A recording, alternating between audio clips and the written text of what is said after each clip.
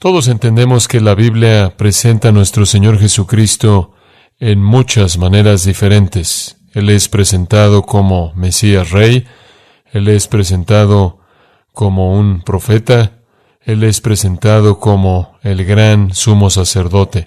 Y cuando las Escrituras hablan de Él como un gran sumo sacerdote, el que intercede por nosotros, dice que Él tiene compasión de nosotros, que Él siente nuestras debilidades, que Él se identifica con nuestras debilidades, que Él, habiendo sido tentado en todo, según nuestra semejanza, pero sin pecado, es un sumo sacerdote misericordioso y compasivo.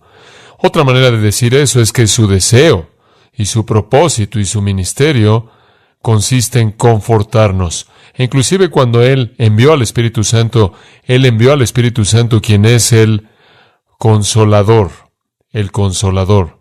Dios es el Dios de toda consolación. El Espíritu Santo es el Consolador. Y Cristo es nuestro sumo sacerdote compasivo, lleno de empatía. Sabemos eso porque la Biblia dice eso. Entendemos eso teológica y doctrinalmente.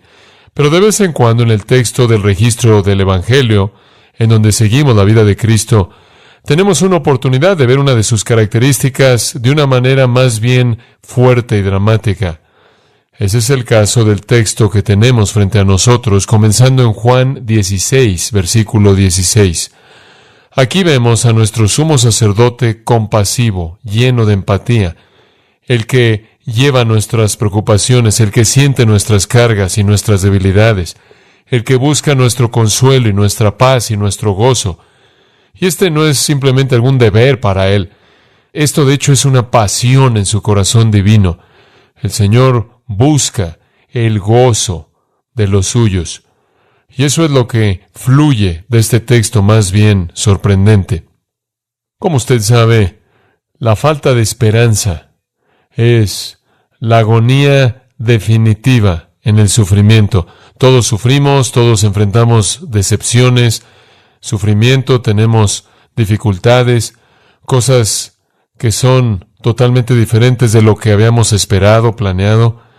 Vivimos con desafíos que aparentemente son imposibles de superar. Siempre estamos buscando algún tipo de luz al final del túnel. La gente, de hecho, puede tolerar casi cualquier prueba si pueden ver un final que sea bueno. Si no pueden ver un fin que es bueno, la vida se vuelve abrumadora y gris.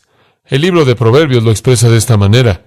La esperanza que tarda hace que el corazón se enferme. La esperanza que se tarda enferma el corazón. La ausencia de esperanza es la agonía definitiva en el sufrimiento. La ausencia de esperanza elimina el gozo. No obstante, nuestro Señor busca nuestro gozo y entonces siempre nos da esperanza. Usted mira atrás, por ejemplo, en el libro de Job, y usted ve a Job sufriendo severamente, tan severamente como alguien podría imaginárselo. Y en medio de su sufrimiento, él se lamenta y dice cosas como esta: mis días son más rápidos y llegan a un final sin esperanza. ¿En dónde está ahora mi esperanza y quién se preocupa por mi esperanza? Hablando de Dios, Job dice: Él me derriba en todo lado y estoy acabado, y Él ha arrancado mi esperanza como un árbol. El salmista, en aflicción severa, desafía su propio corazón con estas palabras en el Salmo 42. ¿Por qué estás en tristeza, oh alma mía? ¿Por qué te has turbado dentro de mí? Espera en Dios, porque volveré a alabarlo por la ayuda de su presencia. El salmista, en medio de sufrimiento severo, busca a Dios y para encontrar en Él su esperanza. Todos sabemos que Jeremías es llamado el profeta llorón. Jeremías, el profeta escogido de Dios, gran predicador, siervo fiel de Dios, fue rechazado por los suyos, que no oyeron su mensaje, que no tenían nada más que burla hacia él y eventualmente lo arrojaron en un foso y dejaron ahí que se quedara para morir. Fue Jeremías quien estaba sufriendo los horrores de todo lo que estaba pasando, todo lo que estaba mal en Israel. al borde de la cautividad babilónica y la gente no lo estaba escuchando. El Señor viene a él en su tristeza y en sus lágrimas en el capítulo 29 y en el versículo 11. El Señor dice, porque yo conozco los planes que tengo para ti, planes para bien y no para calamidad, para darte un futuro y una esperanza. En Lamentaciones, el cual es básicamente el libro del lloro de Jeremías, Jeremías dice esto, capítulo 3, versículo 21, esto traeré a la mente, por lo tanto tengo esperanza. Las misericordias de Jehová nunca fallan, porque sus compasiones nunca fallan. Nuevas son cada mañana, grande es tu fidelidad. Jehová es mi porción, dice mi alma, por lo tanto tengo esperanza. Todos vivimos en tiempos de decepción oscuros, de disolución, en donde no parece que encontremos la luz al final del túnel, o no sabemos si hay manera de salir, en donde todo se ve oscuro y continúa empeorando. Esto es parte de vivir en un mundo caído. Esta sección de las Escrituras que vamos a ver en esta mañana debe ser una fuente de esperanza para nosotros, porque aquí encontramos al Señor Jesucristo deseando con todo su corazón el darle a sus discípulos una esperanza, inclusive gozo, en medio de una prueba horrenda. Y lo que es tan sorprendente acerca de la preocupación de nuestro Señor aquí, lo que es tan excepcional acerca de esta preocupación, es que Él sabe que los 11 discípulos están turbados. Ellos no pueden ver la luz al final del túnel. Él ha estado hablando ya para este momento durante mucho tiempo acerca de morir. Ellos pueden remontarse hasta más de un año en su ministerio, al punto en el que estuvieron en Galilea en Marcos 9, cuando Jesús dijo que iba a morir e iba a resucitar. Inclusive entonces no entendieron, Marcos 9 dice, y no querían preguntar acerca de eso. No querían más información, ni siquiera querían esa información. Usted tiene que entender que sus vidas enteras estaban cargadas de cantidades inmensas de expectativas mesiánicas de lo que el Mesías haría cuando Él viniera. Era parte de su cultura entera, de su vida entera.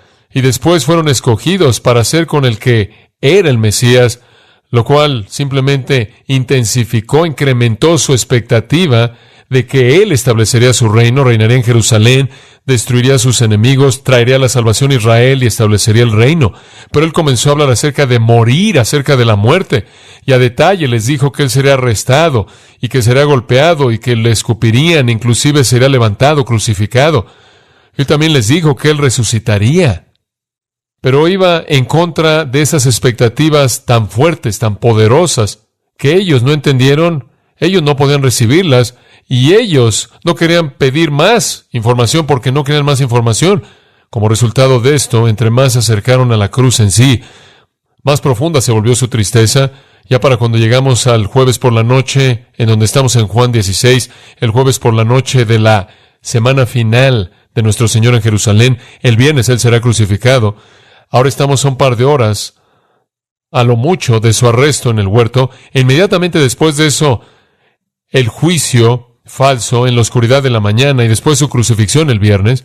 Su tristeza ha llegado a proporciones muy elevadas. Ellos saben lo que está pasando. Esto está adquiriendo forma y nuestro Señor continúa hablando del hecho de que Él va a morir y que esa muerte es inminente. Varias veces en ese aposento alto, el cual toma Juan capítulos 13 al 16, varias veces Él les dice, dejen de estar turbados, dejen de estar afligidos. Él dice un par de veces, está registrado en el capítulo 14, otra vez Él dice, quiero que estén en paz. Él sabe que su tristeza profunda está relacionada con los temores y las ansiedades de su muerte y partida, y no solo Él ha dicho que va a morir, sino que Él ha dicho que va a resucitar, y ellos no necesariamente entienden cómo es que eso puede pasar.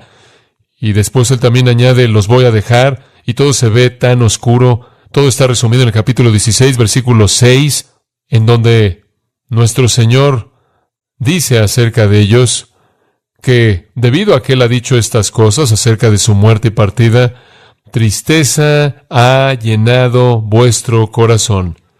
Ahora, la palabra llenado es una palabra muy rica. Literalmente significa la tristeza había empujado hacia afuera a cualquier otra emoción. La tristeza dominaba. Normalmente en la vida, En cierta manera podemos enfrentar la vida si podemos tener un poco de tristeza mezclada con un poco de gozo, un poco de tristeza con un poco de esperanza, pero la tristeza se había apoderado, los dominaba. A pesar de la promesa de nuestro Señor que Él resucitaría, a pesar de la promesa que Él enviaría a su Espíritu para que tomara su lugar, y que eso sería para beneficio de ellos, porque era mejor tener al Espíritu de Dios en ellos que al Espíritu de Dios con ellos en Él. Ellos oyeron sus promesas repetidas, ellos lo oyeron hablando de la muerte, ellos lo oyeron hablando de la resurrección, ellos lo oyeron hablando de la venida del Espíritu Santo. Todo eso debía haberles dado esperanza, pero literalmente están inmersos en tristeza personal, están tan inmersos en su propia tristeza, que cuando nuestro Señor les habla de que yo voy al Padre, lo cual es su propia gloria, dejando esta tierra maldecida por el pecado, ellos ni siquiera podían responder al decir, realmente nos da gusto por ti.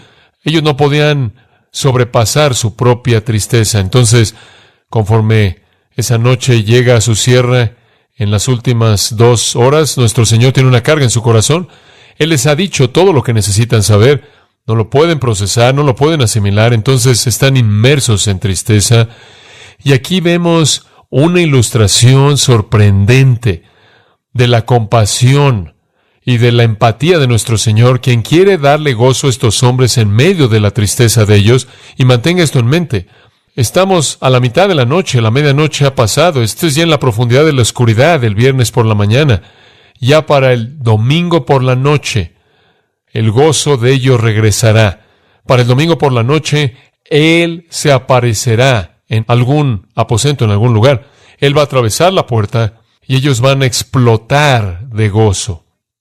Entonces usted podría pensar que nuestro Señor podría esperarse, decir, esperen hasta el domingo por la noche, pero tal es la compasión de Cristo por sus propios hijos amados, que inclusive unas cuantas horas de tristeza Él quiere eliminar. Es una maravillosa verdad que muestra la naturaleza de Cristo como un sumo sacerdote misericordioso, compasivo. Él pudo haberlos reprendido, Él pudo haberles dicho que aguantaran, que las cosas iban a cambiar, pero inclusive unas cuantas horas de la tristeza de ellos es una carga que Él lleva. Y entonces el texto tiene la intención, por el momento, de aliviar su tristeza y darles esperanza y darles gozo. Comencemos en el versículo 16. Todavía un poco y no me veréis, y de nuevo un poco y me veréis, porque yo voy al Padre. Entonces se dijeron algunos de sus discípulos unos a otros, ¿qué es esto que nos dice todavía un poco y no me veréis, y de nuevo un poco y me veréis, porque yo voy al Padre? Decían pues, ¿qué quiere decir con todavía un poco? No entendemos lo que habla. Jesús conoció que querían preguntarle y les dijo, ¿preguntáis entre vosotros acerca de esto que dije, todavía un poco y no me veréis, y de nuevo un poco y me veréis? De cierto os digo, que vosotros lloraréis y lamentaréis, y el mundo se alegrará. Pero aunque vosotros estéis tristes, vuestra tristeza se convertirá en gozo. La mujer cuando da luz tiene dolor, porque ha llegado su hora. Pero después que ha dado a luz su niño, ya no se acuerda de la angustia por el gozo de que haya nacido un hombre en el mundo. También vosotros ahora tenéis tristeza, pero os volveré a ver, y se gozará vuestro corazón, y nadie os quitará vuestro gozo. En aquel día no me preguntaréis nada. De cierto os digo, que todo cuanto pidiereis al Padre en mi nombre, os lo dará. Hasta ahora nada habéis pedido en mi nombre. Pedid y recibiréis, para que vuestro gozo sea cumplido. El punto de estas palabras sorprendentes es convertir su tristeza en gozo, un gozo que es completo, pleno, dominante. Estaban llenos de tristeza. Él quería que estuvieran llenos de gozo, que intercambiaran la tristeza dominante por un gozo dominante. Y Él está preocupado por eso apenas en las próximas horas, porque toda esa tristeza será disipada ya para el domingo por la noche. Una compasión sorprendente por un tiempo breve para aquellos que Él amaba tan profundamente. Él hace una predicción entonces en el versículo 16, comenzaremos con eso. Un poco de tiempo y ya no me veréis, y de nuevo un poco de tiempo y me veréis. Aquí está nuestro Señor compasivo, bendito, aprovechando la oportunidad para dar una esperanza y gozo a estos discípulos tristes. Él es absolutamente abnegado. Filipenses 2, Él es el modelo de abnegación, no mirando por lo suyo propio, sino por lo de los otros. Consideren a otros mejores que ustedes mismos. Haya pues en vosotros este mismo sentir que estuvo en Cristo Jesús. Él es el modelo de abnegación humilde. Él iba a ser glorificado en la presencia del Padre. Él iba a resucitar de los muertos y ser exaltado a la diestra de Dios de regreso al lugar del que vino.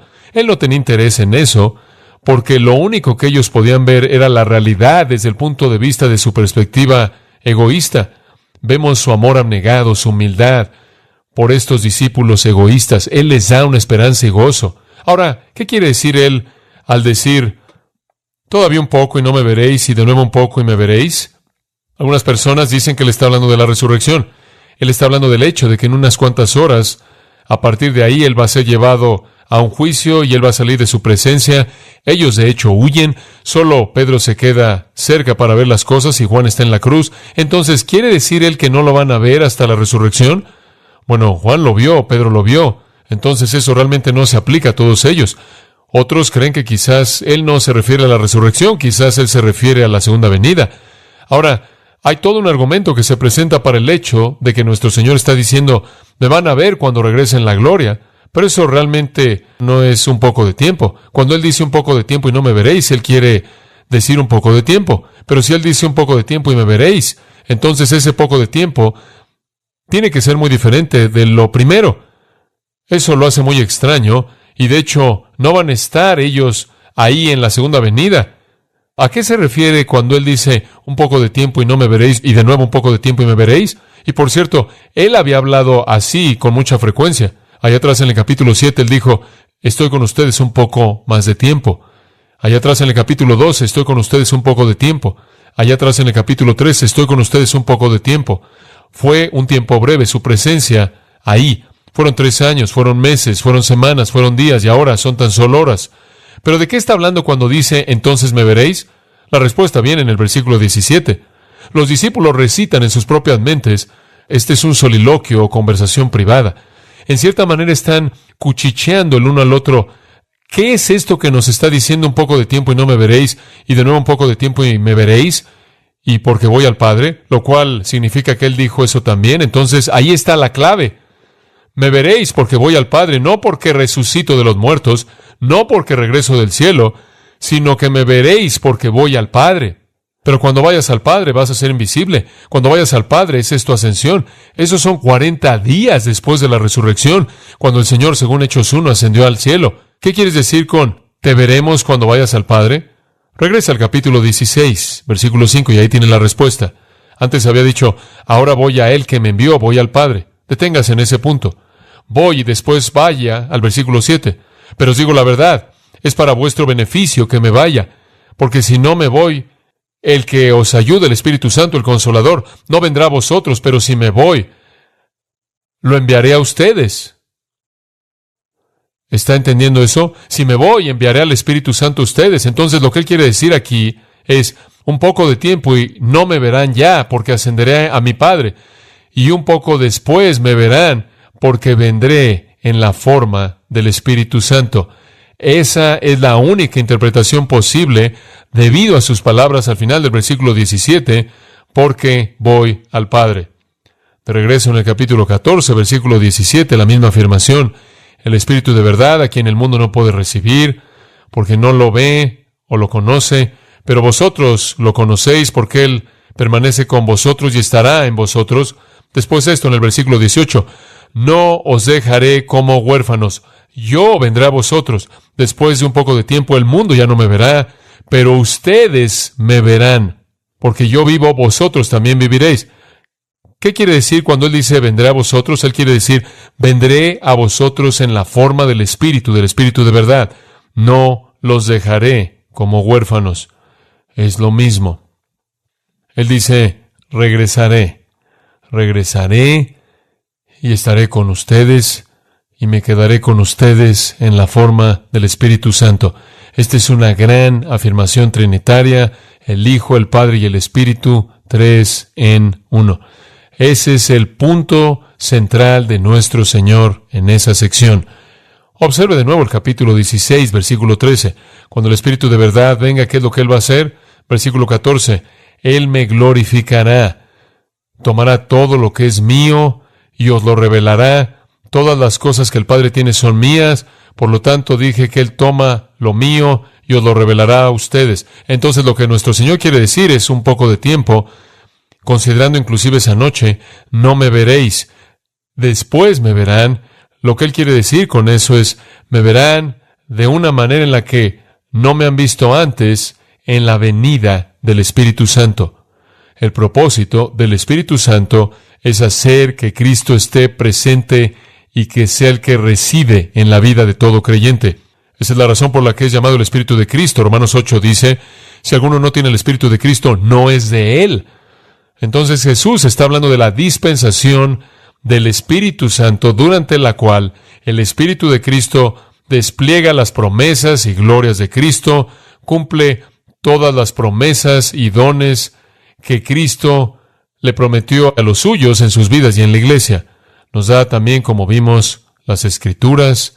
Entonces Él nos muestra a Cristo, no solo espiritualmente, internamente, sino que nos muestra a Cristo externamente mediante la palabra escrita. El Espíritu dice, vengo a revelar a Cristo. Vengo a revelar a Cristo. Entonces nuestro Señor está diciendo en el versículo 16, es un poco de tiempo y me voy a ir. Viendo más allá de la cruz, más allá de la resurrección, me voy a ir, pero un poco de tiempo después de eso. Un poco de tiempo después de eso, el día de Pentecostés, voy a regresar. Y voy a regresar en la forma del Espíritu. Es para vuestro provecho, capítulo 16, versículo 7, que me vaya, para que eso pueda suceder. Entonces, esa es la promesa y ese es el compromiso. Ahora, entendemos eso porque tenemos el texto entero aquí, lo estamos escuchando aquí con cuidado y atención, y no estamos cargados de los malos entendidos de los discípulos, pero ellos no lo entienden. Él está diciendo crucifixión, sí, resurrección, sí, pero más importante que eso, los estoy empujando hasta la venida del Espíritu Santo, lo cual sucede cuando regreso al Padre. Si no voy al Padre, el Espíritu no puede venir. Si me voy, Él vendrá. Seré quitado de ustedes, no me verán, pero regresaré en la forma misma del Espíritu Santo, quien vivirá en ustedes. Predicción increíble, profecía cumplida en el día de Pentecostés, como se registra en Hechos capítulo 2. Ahora, ellos se quedaron confundidos. Hay perplejidad en sus mentes. Obsérvelo en el versículo 17. Entonces comienzan a decirse el uno al otro, ¿qué es esto que nos está diciendo? Un poco de tiempo y no me veréis. Y de nuevo un poco de tiempo y me veréis. Y todo esto está relacionado con que Él se va al Padre. ¿Qué deben pensar de esto? No lo pueden entender. Entonces estaban diciendo, no solo pensando y hablándose el uno al otro, pero están conversando acerca de lo que todo esto significaba. ¿Qué es esto de un poco de tiempo? No sabemos de qué está hablando Él. Ahora, esta es una especie de conversación escondida ahí en la oscuridad, en silencio entre estos hombres. Ellos no quieren preguntarle a Él porque no quieren información que no quieren escuchar. Muy bien, no la quieren. Entonces, versículo 19 dice, Jesús sabía que querían preguntarle. Esa es una afirmación interesante, ¿no es cierto? Él sabía lo que ellos querían, Él conocía sus mentes, Él sabe lo que hay en los hombres, Él conoce los pensamientos de usted. Por primera vez desde el capítulo 14, versículo 22, el silencio de los discípulos que están tristes se rompe y comienzan a hablar. Han estado escuchando por mucho tiempo esa noche. No tenemos registro alguno de que dijeron nada, no desde el capítulo 14, versículo 22. Ahora comienzan ahí a hablar en voz baja y hablar, porque no pueden entender qué significa un poco de tiempo, confundidos, perplejos y no queriendo preguntar. Lo mismo que pasó allá atrás en Galilea, en Marcos 9. No querían información que no querían oír, y entonces están profundamente confundidos, atemorizados. Y de nuevo, simplemente para recordarle, ya para el domingo en la noche, van a estar llenos de gozo cuando se reúnan con el Cristo resucitado, y después van a tener 40 días de instrucción acerca del reino con Él, antes de que Él ascienda al cielo y el Espíritu venga. Parece como un tiempo tan breve hasta que llegue el domingo por la noche, cuando tendrán gozo. Pero como dije, inclusive este tiempo breve de tristeza y dolor, nuestro Señor lo ve como una carga que Él no quiere llevar, y entonces Él quiere darle razón para tener esperanza, y la esperanza produce gozo. Él es omnisciente, Él conoce la mente de ellos, Él conoce su dolor, y aunque el gozo de ellos vendrá el domingo por la noche, la tristeza de ellos en ese momento es una carga en su corazón amoroso. Sí, Él está preocupado por su conocimiento teológico, sí, Él está preocupado por su disposición a creer las cosas que Él dice, pero Él también está preocupado por la tristeza de ellos. Esa es compasión divina. Esa es compasión divina. Usted no va a encontrar ese tipo de compasión divina asociada con ninguna otra deidad en la multiplicidad de religiones del mundo entero a lo largo de toda la historia humana. Ellos han decidido esencialmente que lo están perdiendo y estaban tratando de aferrarse a algún tipo de esperanza final. Entonces nuestro Señor les dice en el versículo 19, preguntáis entre vosotros acerca de esto que dije, todavía un poco y no me veréis, y de nuevo un poco y me veréis. Yo sé lo que están pensando, yo sé lo que están diciendo, aun si no lo puedo oír. ¿Acaso estaban diciendo, ¿cómo puedes irte y regresar? ¿Cómo puedes morir y resucitar? Bueno, pasó con Lázaro. Quizás es como Lázaro, puedes morir por un poco de tiempo. Y después habían otras personas que Jesús resucitó, que murieron por un tiempo. ¿De qué está hablando aquí? Entonces Él pasa a consolarnos. Entonces usted va de una predicción de su partida, y sin embargo lo volverán a ver, refiriéndose a la venida del Espíritu Santo, a la perplejidad de estos hombres tratando de comprender esto en contraste a sus propias expectativas. Y después nuestro Señor ofrece una ilustración o una parábola para ayudarles, en el versículo 20. De cierto os digo que vosotros lloraréis y lamentaréis, y el mundo se alegrará. Pero aunque vosotros estéis tristes, vuestra tristeza se convertirá en gozo. Esto es muy importante que Él dice esto, porque es absolutamente verdad. Si Él tan solo dijera, caballeros, van a regocijarse, hombres, va a haber un término glorioso para todo esto, todo va a salir muy bien, de manera maravillosa, y nunca dijera nada acerca de su tristeza y dolor, podrían haber supuesto o asumido ellos que Él estaba mal, que Él no entendía la realidad, que Él quizás no era tan omnisciente como ellos pensaban que Él era.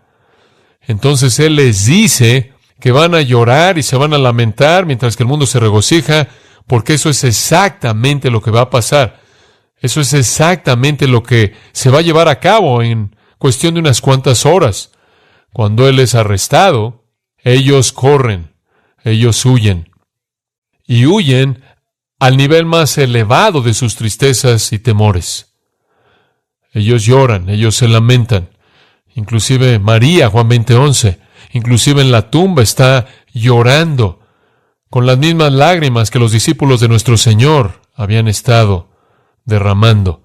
La tristeza es palpable en Lucas 24, en el camino a Emaús, cuando nuestro Señor se encuentra con un par de discípulos que literalmente están despedazados en tristeza y dolor porque pensaron que Jesús era el Mesías antes de que Él fuera crucificado.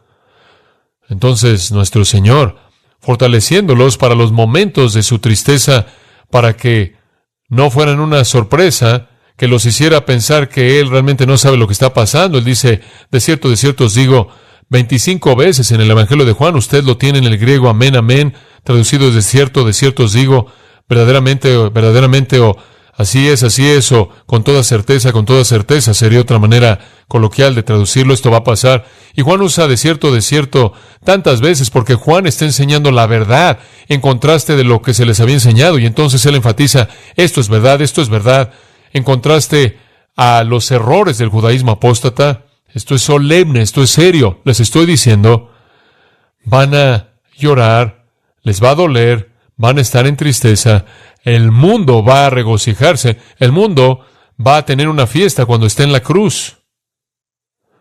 Ellos van a estar en tristeza. El cuerpo de Jesús va a yacer muerto, un cadáver ensangrentado. El mundo habrá cumplido su voluntad homicida en contra de Él y se regocija en un gozo impío, y los discípulos están llorando y están despedazados, con el corazón quebrantado. Nuestro Señor sabe que va a pasar, pero Él dice, vuestra tristeza, al final del versículo 20, se convertirá en gozo, en gozo.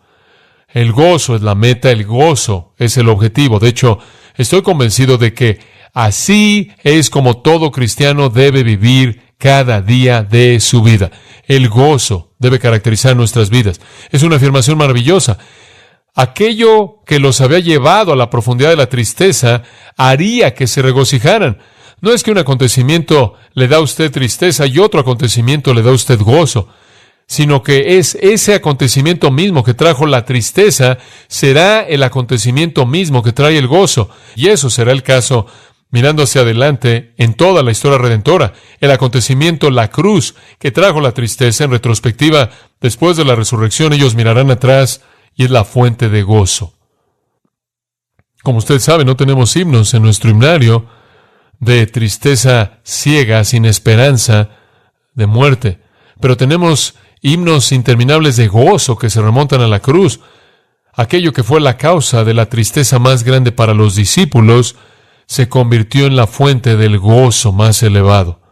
A la luz de la muerte de Cristo, la resurrección de Cristo, la exaltación de Cristo a la diestra del Padre en la ascensión, el descenso del Espíritu Santo, la cruz se convierte en el punto focal del gozo cristiano. El gozo que comenzó en la resurrección, claro, cuando Jesús fue resucitado de los muertos, ellos fueron abrumados de gozo, obviamente. Estaban regocijándose. Pero cuando el Espíritu de Dios vino, ese gozo se convirtió en un gozo permanente, porque el fruto del Espíritu es amor, gozo, gozo. Es un tipo de gozo que es imparable. Primera de Tesalonicenses 1:6 dice, recibieron la palabra en mucha aflicción con el gozo del Espíritu Santo. Ustedes recibieron la palabra en mucha tribulación con el gozo del Espíritu Santo. El Espíritu Santo viene para traernos gozo. El fruto del Espíritu de nuevo es gozo. El reino de Dios es gozo en el Espíritu Santo. Romanos 14. Un versículo maravilloso. Entonces nuestro Señor está diciendo, miren, van a atravesar un tiempo breve de tristeza y dolor y van a salir del otro lado y su tristeza se convertirá en gozo. Esa es su promesa. Están perplejos acerca de cómo todo esto funciona. Para aclararlo, Él les da una especie de parábola, una ilustración, una analogía en el versículo 21.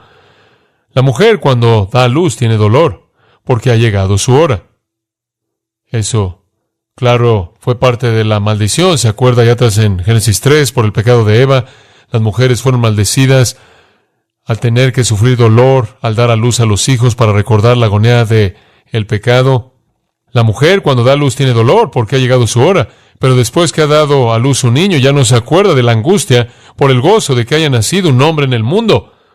Esa es la mejor ilustración. Nuestro Señor siempre escoge la mejor ilustración. Las mujeres sufren mucho al dar a luz.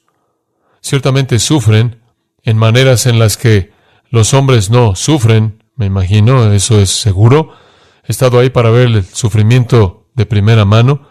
Y usted se preguntaría por qué esperan eso y atraviesan por eso, fuera del hecho de que el resultado de ese sufrimiento es el más grande gozo humano posible, el nacimiento de un niño.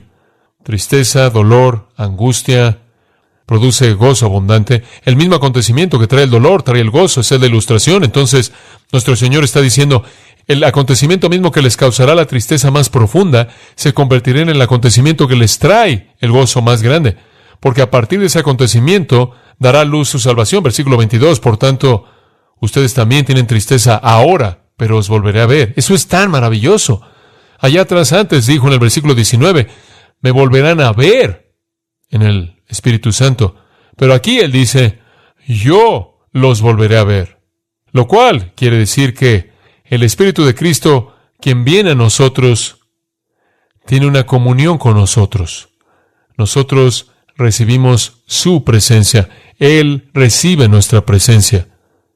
Es otra realidad en la época del Espíritu, la dispensación del Espíritu en la que estamos.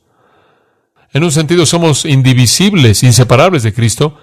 El que se une al Señor es un espíritu, y somos uno con Cristo. Pablo dice en Gálatas 2:20, con Cristo estoy juntamente crucificado, mas no vivo yo, sino Cristo vive ahora en mí. Cristo dice, yo regresaré, me verán en el Espíritu, en la obra del Espíritu en su vida, subjetivamente, en la obra del Espíritu en las Escrituras, objetivamente. Las Escrituras me revelarán y el Espíritu me revelará internamente.